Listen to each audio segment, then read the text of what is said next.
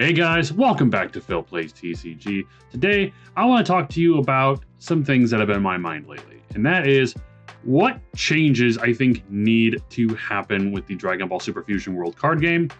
These are just three things. I wanted to limit it to three things. There's a lot of things. I know you guys are going to let me know in the comments down below what you think these changes are. But there's a lot of things that I think really need to be done. But I just want to keep it simple, keep it to three things, maybe make another video later down the line. But yeah, let's get into it. Real quick, before we hop into the video though, make sure to hit that like button and subscribe button if you do like the type of content like this. We talk about a lot of Dragon Ball Super Fusion World, some One Piece, some Masters, whatever I basically want to talk about that day. So I really appreciate any and all support you guys are willing to give as we head on to 3,000 subs. You guys are awesome. Thank you so much for the support. So, let me scratch my nose here real quick. Needed changes. These are my opinions. Remember that. At the end of the day, these are just my opinions. Let me know what yours are in the comments down below, or let me know if you disagree with my comments. I always like a good discussion. So, we are going to talk about a couple things. This is probably one of my biggest things, though. The first two are pretty big. The last one, it's up there, but not as big. The first one is multicolor leaders. Now I know you're seeing here, these are One Piece cards, but I needed to use them as an example. Basically the fact that this game has all the makings of, or all the evidence that there should be multicolor leaders, but there isn't. People thought, and myself included, that we would be getting multicolor leaders in the 1-year anniversary set, which was set 5 New Adventure. That did not happen. And I think that was a very big missed opportunity. Multicolor leaders give your deck building much more... Basically, you're able to be way more creative with the deck building. Right now, I think with cards being limited to whatever color your leader is just not very fun.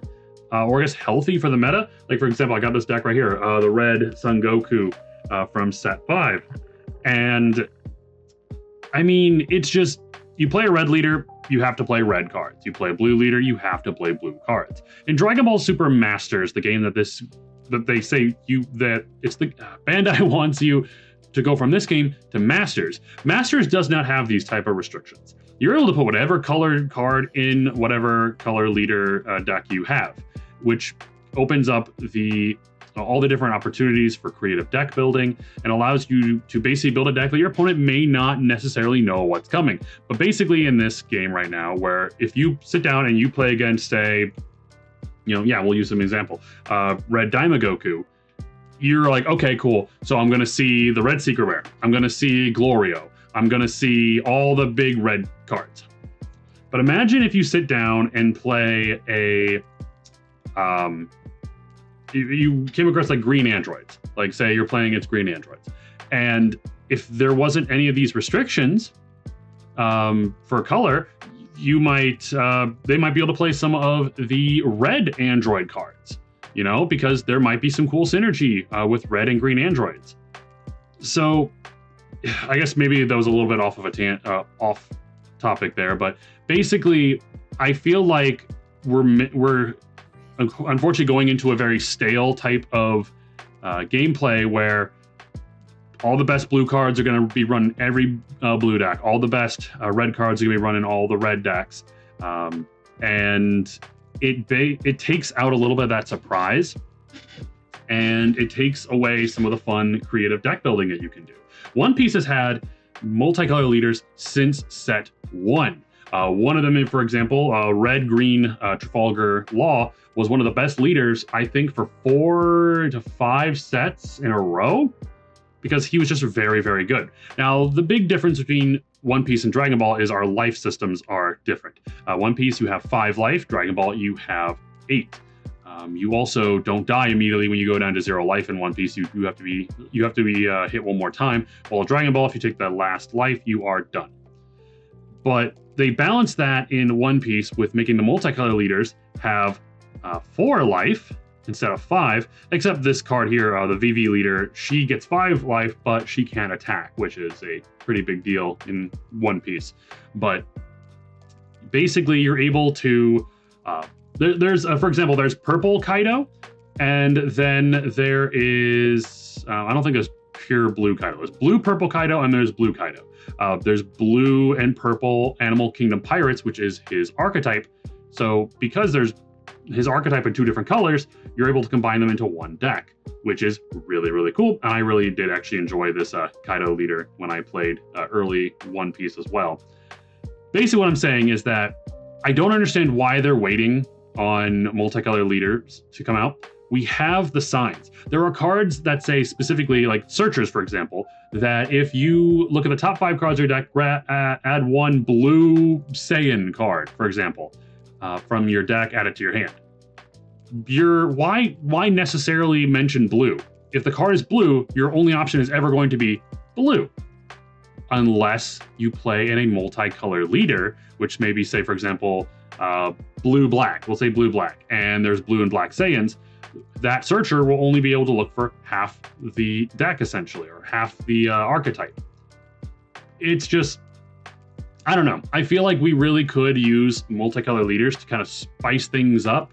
But of course, then we have to figure out, we have to lower the power of some of the multicolor leaders. Maybe instead of 8 life, you have 7 life, or hell, even 6 life. Something to make them weaker, but have more options for play. I hope I explained that correctly.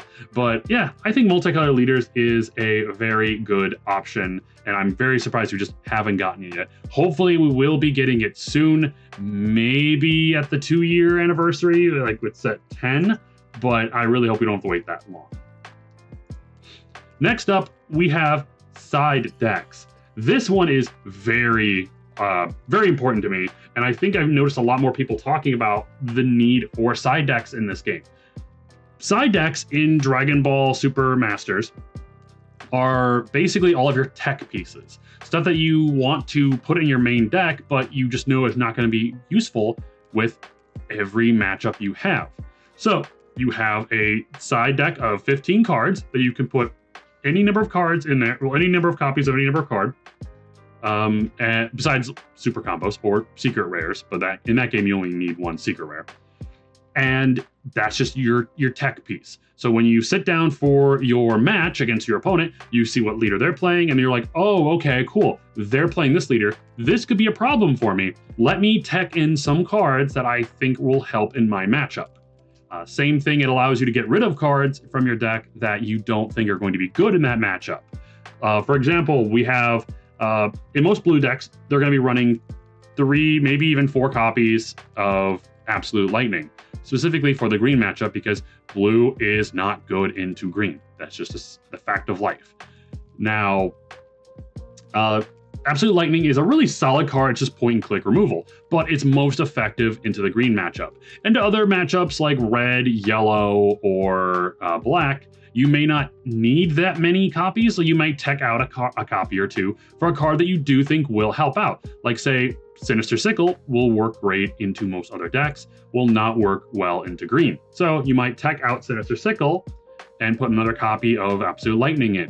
You might, like for the red matchup, you don't want to have too many low to the ground bodies because you know red can easily get rid of those. So you may want to swap in some bigger bodies that red will have some problems getting rid of. It's just a cool thing that you can do to give you a little bit of an edge in the battle. And I feel like right now, one of the problems with deck building right now is it's impossible to build a deck that is just good against every single matchup, no matter what. Unless you're Haloku, unfortunately. Haloku just has a really good engine.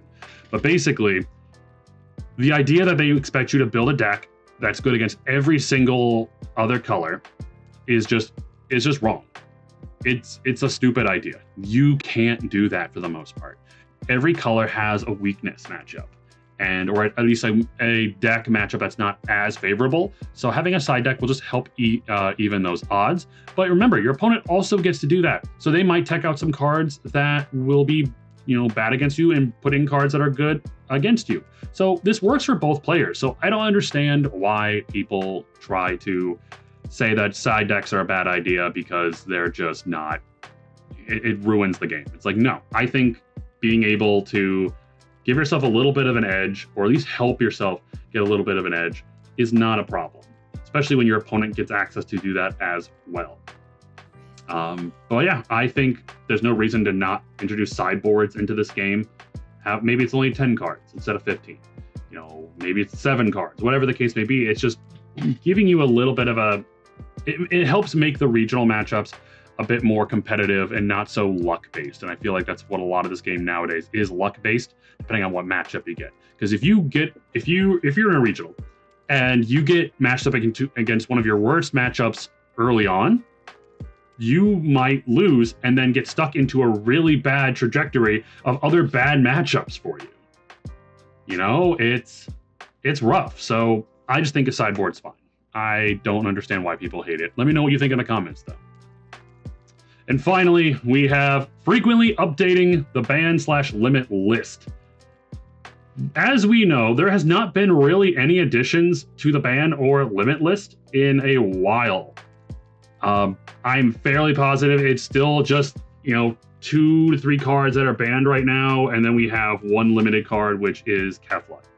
So, we all know why this list had to be made, because Topku was essentially ruining the meta and almost killed this game so early on in its lifespan that we're still recovering from that meta to this day. There are so many people I know that have dropped this game because of Topku, and it sucks that we still haven't been able to recover.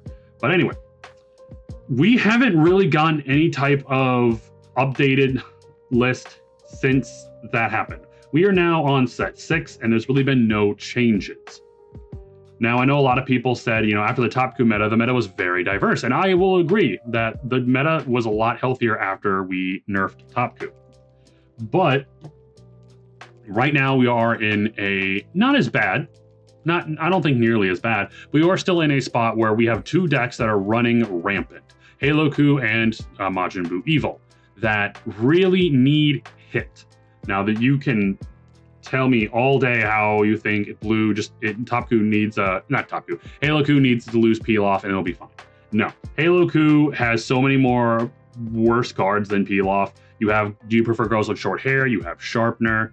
Those cards, in my opinion, are much more desirable or needed or needing a hit than Pilaf does. Because I've already said it. Once you ban Pilaf, every blue deck is just nerfed, and blue become probably the worst color in the set or in the game. Super Buu, there's a lot of really interesting pieces you could hit, but I think right now the consensus is the yellow, the rare Majin Buu Kid, the really big beefy Buu. That's the one that needs banned because of the pressure it can apply late game. Now, whatever the case may be, those decks have been doing very, very well. Topku, I keep saying Topku. Halo-Ku has been pretty much one of the best decks since set 3, but it really didn't pick up its stride until end of set 3, early set 4, while Super Buu was a very good leader, but didn't seem to hit its stride until end of set 4, early set 5 meta. So we've just had these 2 decks that have already been around for about 1 to 2 metas at this point, doing very, very well. They have not been power crept. They have not been dealt with in any type of way, and people honestly are just sick of seeing them. Now, this could also go, lean into the sideboard argument, where if I was playing against Halo-Ku, I'd probably tech in a couple more pieces, like some more Sinister Sickles. There's a 3-cost Goku that, on play and when swinging in, bottom decks a 1-cost. That would be super cool into Halo-Ku, but in most other decks, it's not going to work as well, so there's no reason to run it. But those are some cool tech things, and I guess more reasons as to why you would want to have a sideboard. But as the way it is, these decks are just very, very powerful. They need to be dealt with. And the fact that there has not been any additions to the ban or limit list, when there have been calls for the 4-drop Android ramp card to be banned or limited, I know people are saying it would kill the deck, and it probably would, which does suck, but it's the same argument that Pilaf, people want Pilaf banned, but yet people won't touch the green Android ramper because they say they'll kill androids. Okay, same logic to me. But yeah, Dragon Ball Masters did a really good thing with the ban list. Like basically whenever a new set would come out, they would reevaluate. And for the most part, they would hit something, whether it's 1 to 2 cards, maybe 1 ban, 1 limit, or 1 limit, no bans, 2 bans, or sometimes they'll just be like, you know what, these leaders have been running rampant for a while, we'll just ban the leader. And that's kind of like a last, ditch effort, but there were active updates to the list, which would allow the meta to evolve and become more creative because these leaders weren't around to be the best leaders in the format anymore. And I do think we're starting to get to that point. I don't want to see leaders banned, but they need some type of hit. And the fact that we're now early on to set 6 and we're still seeing most of the top cut being Halo Coup and Super Boo. Hell, Halo Coup's still winning a lot of events, and Super Boo's right up there with him. Like, usually Super Boo's usually in like the top 8, but he's not in the top 3. Right now, lately, the top 3 is mostly consisted of Halo Coup. So I think Bandai needs to be better at updating the list. Sure, you're going to piss off some people. You're always going to piss off people with some lists. I'm probably never going to be happy, or for the most part, I'm never going to be entirely happy. But you should still do it, because if the game isn't changing, like, I don't want everything to be power crept. God forbid. Don't want everything to be power crept. But if they're not going to power creep anything, then they need to address the cards that are the problem now. And I just feel like they're too scared to do that. I don't know why, but those are just my opinions. Let me know what you think, though, in the comments down below. We'll end the video here. I just want to get this stuff off my chest. I really haven't been able to come up with new fun deck ideas. I've just been kind of grinding out on the client. I really just wanted to do more content like this and get this all these thoughts off my chest, and just let me know what you think about them, because I really do like listening to you guys. I like reading your comments. I like talking with you. Let's get a discussion going. But thank you guys so much for checking out the video. Once again, hit that like button on the way out and subscribe if you did like the video. And I will catch you guys on the next one. Take care.